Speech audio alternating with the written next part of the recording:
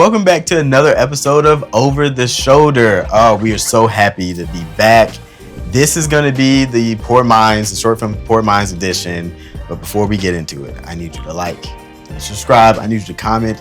Who do you want to see sitting in this seat? Who do we have currently sitting in this seat? Let me tell you about who we have currently sitting in this seat.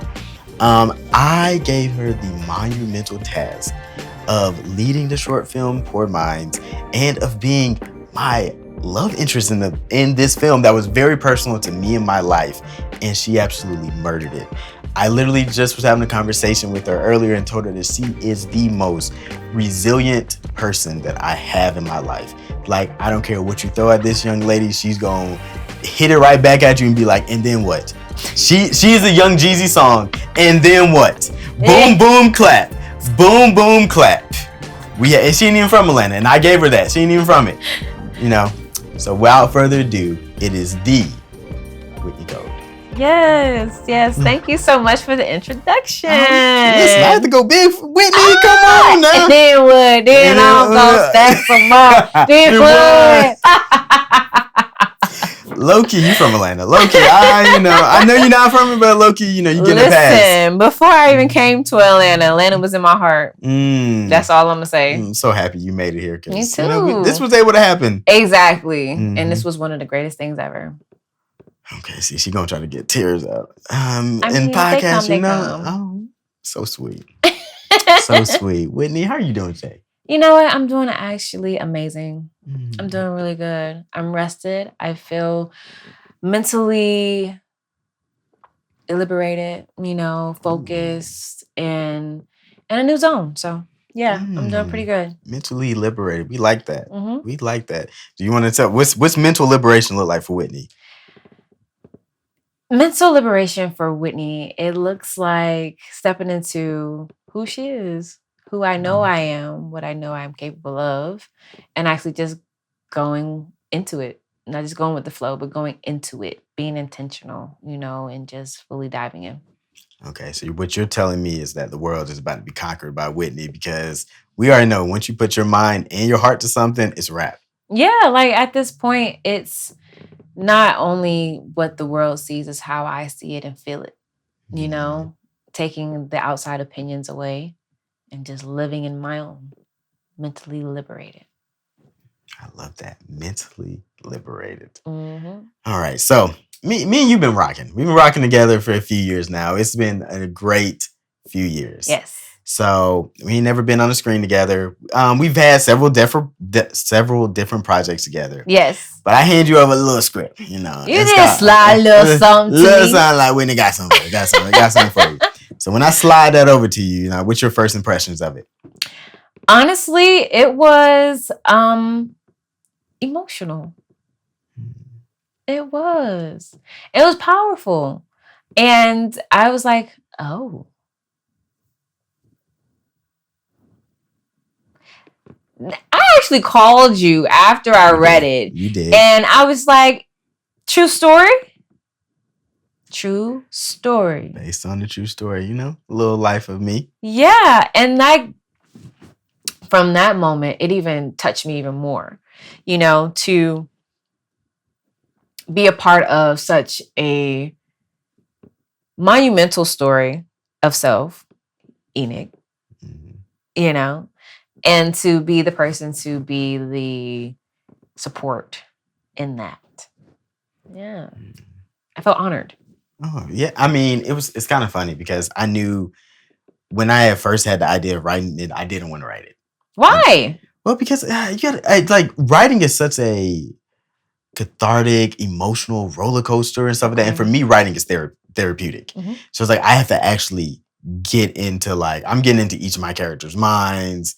It's a lot of emotion, and this is about my mom. And so this is a very roller coaster ride of a situation. Those tears I see? No, don't do that. Are those tears? No, I think those are tears. Not at all. You're a little watery, ain't you? No, it's hot in here. Okay. And so it's about my mom, and I love my mom. My mom is great, but we were not in the best of places at that time, and it was just really me dealing with that in this journey. And so it's like I knew in order for me to make this a piece of art, like though I wanted it to be a piece of art, I needed someone who is going to.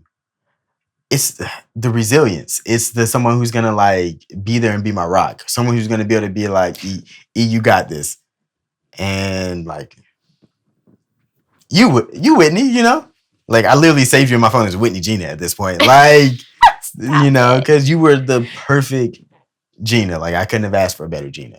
Thank you for absolutely seeing me in that light, because like Gina definitely,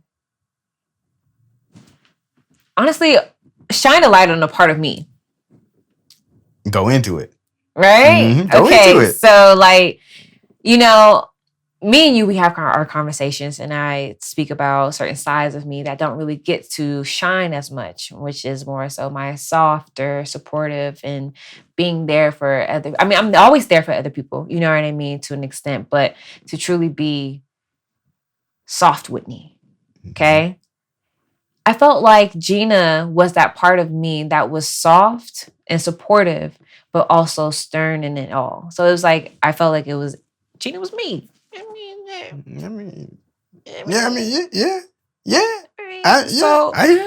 But she represented a part of me that I want to give and truly do give to other people, but to my man.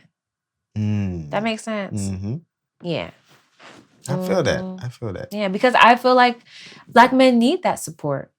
You know, not only do y'all want it, but y'all need that loving, that softness from your woman or someone in your corner.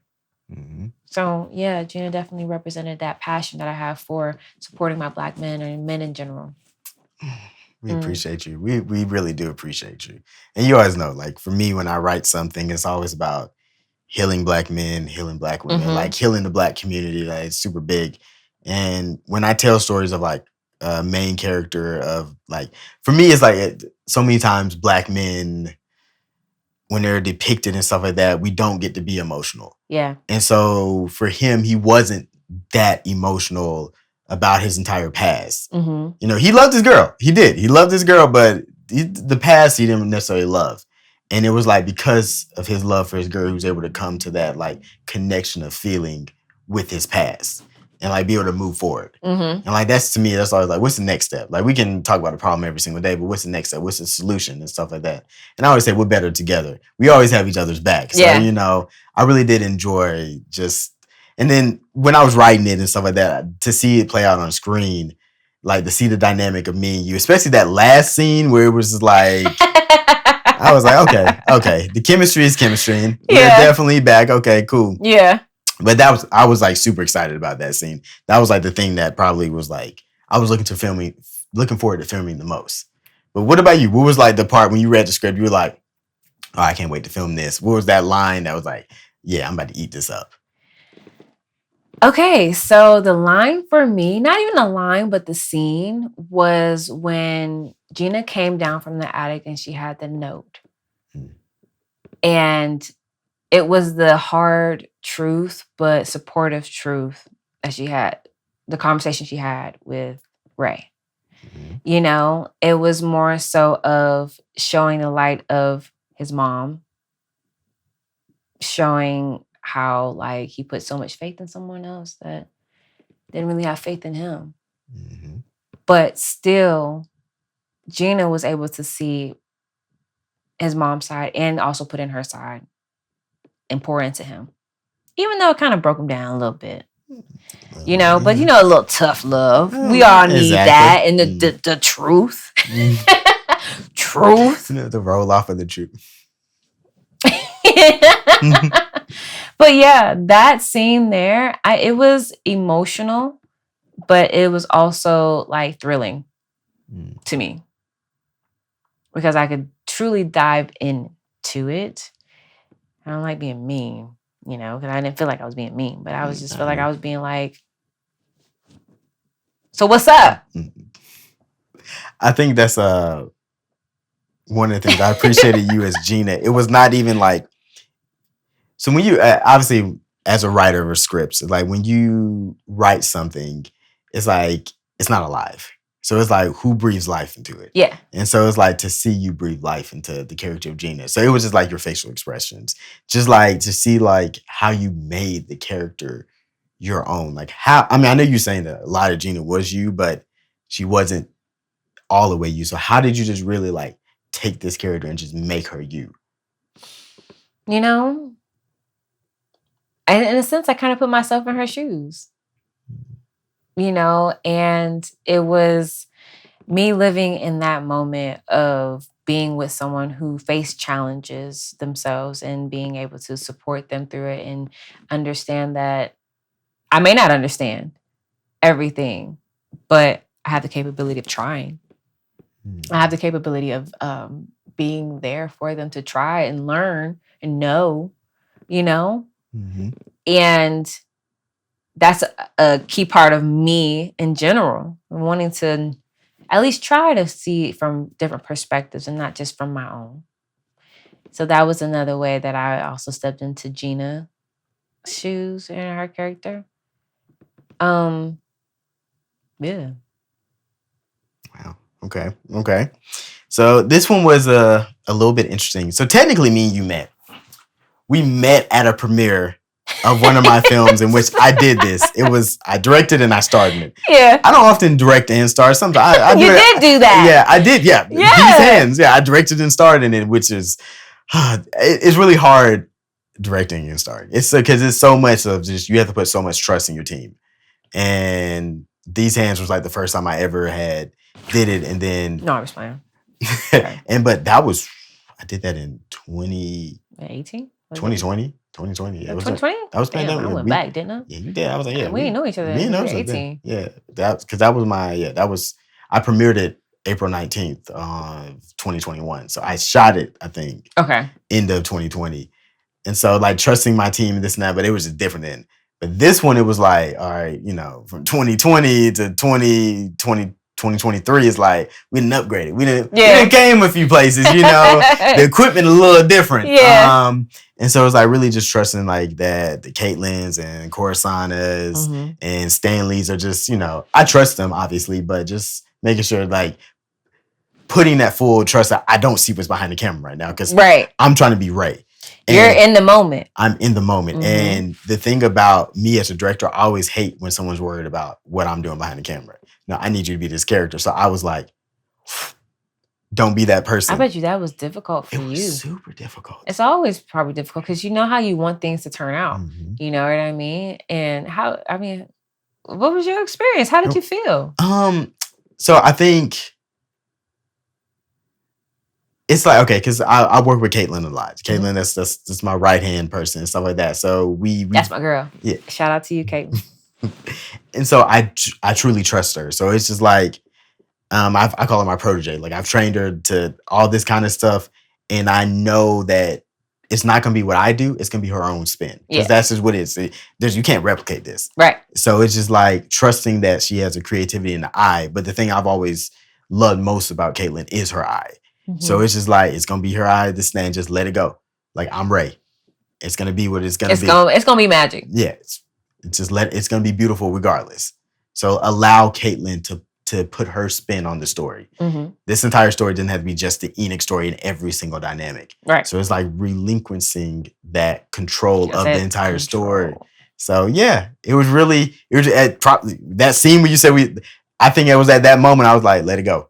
Let it go. What scene? What I was just talking about? Yeah, exactly. When you go in the attic, because at first we film all the scenes of you going in the attic. That was like and then the next scene is you giving me the note. And I was like, when you started giving me the note, I was like, I got to just let it go. I literally had to let it go. Because it's funny, because we came in this room and we were like about to film it. And then we had ordered food. Yeah, we did. And then we were about to... Colony's pizza. What Emmy Squared? It was whatever the pizza that you ordered and you recommended. It was amazing. It was good, 10 out of 10 recommend. And we were about to shoot it and stuff like that.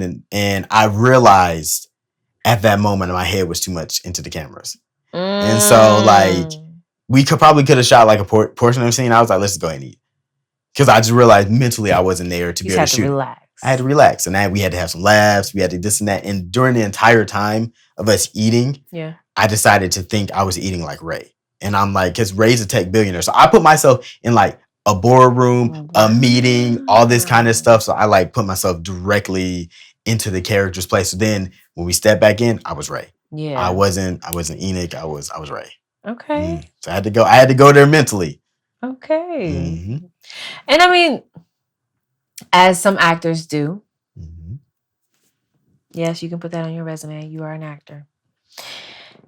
You live in that character, right? I think it's Meisner. That's the technique. Where you live, breathe, eat, sleep as that character. So it's like you never truly step out because you're essentially telling their story. You're living their life when you're on camera, when you're, delivering. So you stayed in it. Look at you. Didn't stay in it. Well, I mean, it was easy because I had a nice rock who was always able to keep me grounded and keep me there and deliver the way that she needed to deliver. Let me tell you, the way you ate this roll up, no crumb. No crumb. Stop it. No crumb. No crumb. Stop it. Oh my God, no crumb. I appreciate you. I mean, I really do. I really do. If I haven't ever told you, I really appreciate it because, again, it was an emotional story for me. So, like, I needed you to be Wonder Woman, and you were. Thank you. Because, thank you. We're our own worst critic. But thank you. That's all I'm going to say. You did what needed to be done. Like, I appreciate it because it was great. Honestly, it turned out great. Hey, the people loved you. The people loved you when we did the premiere. They loved you. Yeah, they did. It was another great premiere party. I love that. It was. It was a beautiful turnout. Honestly, it was packed through and through. Food was busting. Vibes was vibing. The cocktails was cocktailing. Okay, Marie Cocktails. Shout out to my girl Marie. Shout out to Marie. Yeah, it was lit. So what was it? I mean, I know you've done this many times. What was it like for you during the premiere party to be on there as everybody's asking you questions and looking at you for your interpretation, your answers to everything? You know what? It felt great. And it really felt good because it was kind of odd, but it was like I was telling it from my point of view, but also it wasn't about me. It was about Ray. About you. Because it's a true story. You know what I mean? And it was more so of me just being the support even more. Seeing my point of view from that as well. The questions, it was fine. I don't know. It's actually interesting. That was actually probably the most interesting process of it. What? Seeing your reaction to the questions. What you mean? How was my reactions? I don't even know how my reactions was. Because this is the thing, Whitney. What? Okay, you are the life of the party. You are. And so you big personality, big energy, just beautiful in every sense of the word. And at that moment, like, because I'm expecting, okay, first of all, it's just me and you. We had did other films where there's like a bigger cast, but this is just me and you on the stage for this. So I'm expecting, okay, Whitney, she about to come with all this. And it was like, no, you came with a Whitney you came with Gina, a Gina level energy of like, you supported me right beside me. And I was like, I wasn't expecting that. And I was like, I was expecting life of the party, Whitney, and you came with Gina. And I was like, this is why I chose her. Like, this is like, she literally just compliments me. And I was just like, I love this. Yeah. I really do love this. Thank you. Yeah, but like, that goes into what I said. Like, it wasn't about me. It was about you. It was about Ray. You. And it definitely just reinforced how I felt about the role of Gina. And that's how I honestly went into it. So, okay, so let me ask you this question. Talk to me about Gina. So where do you see Gina's story going? Where do I see Gina's story going? I don't know, because Gina was a little bossy and feisty, but she was also still soft. So it's like I feel like Gina had her own wave of life. You know what I mean? Like she is a mysterious kind of thing. but at the same time subtle. Okay. Does that make sense? What do you think Gina's problem is? Her problem is? Everyone has a problem. Every great character has a problem. What do you think her problem is? Gina's problem probably would be...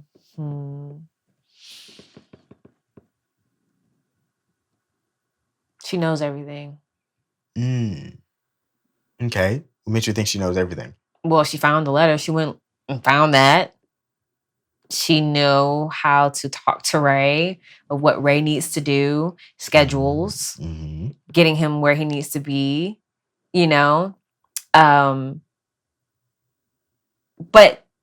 she probably knows everything except for things about herself. This is a little character research because I don't even know if I told you this, but this is like a trilogy. I think you did. Maybe I did. Yeah, so I'm doing. We be talking.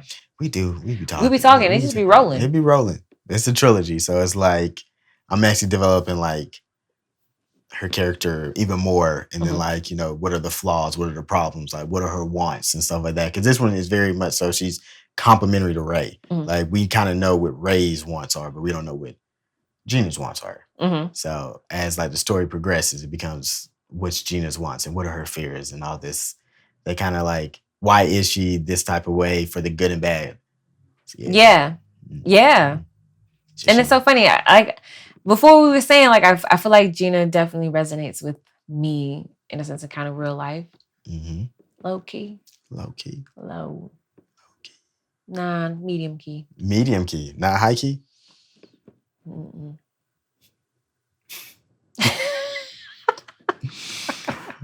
Okay, so let me see. So what was it like working with like just on a mountaintop studio set? Outside, technically I'm a part of the setting crew as well, but just the entire flow, how did you feel and everything about that?